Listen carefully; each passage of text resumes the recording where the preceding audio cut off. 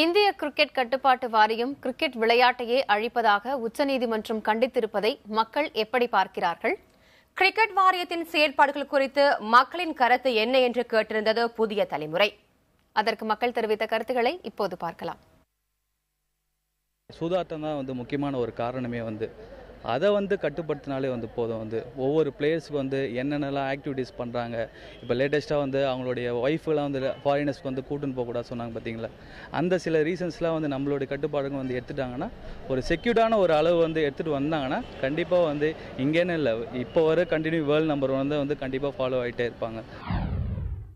Rules போட்டாங்கன்னா நல்லாயிருக்கும். முக்கியமான ரூல்ஸ் சொல்லணும்னா உதாரணத்துக்கு அட்வர்டைஸ்மெண்ட்ஸ்.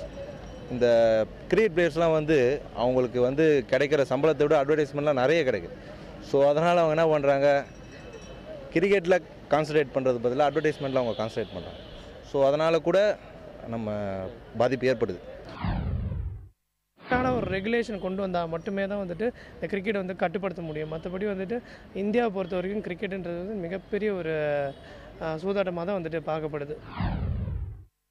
திறமை எந்த பிளேயர்லாம் டீமில் எடுக்க மாட்றாங்க.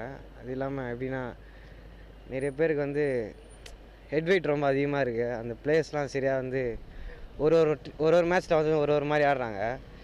கன்சிஸ்டண்ட்டாக இருக்க மாட்றாங்க எல்லா மேட்ச்லேயும். தான் கன்சிஸ்டன்ட் பிளேயர்ஸ் எப்பவுமே அந்த டீமில் இருக்க மாட்றாங்க.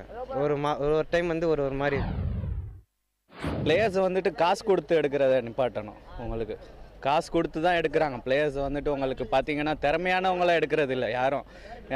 அவங்க எவ்வளோ கஷ்டப்பட்டு திறமையான பிளேயர்ஸ்லாம் எவ்வளோ பேர் இருக்காங்க. ஆனால் காசு இருக்கிறவங்கள்ட்ட மட்டும்தான் அந்த பிளேயர்ஸ் அவங்க மட்டும்தான் ஃபஸ்ட்டு அவங்க போகிறதா இருக்கிறது.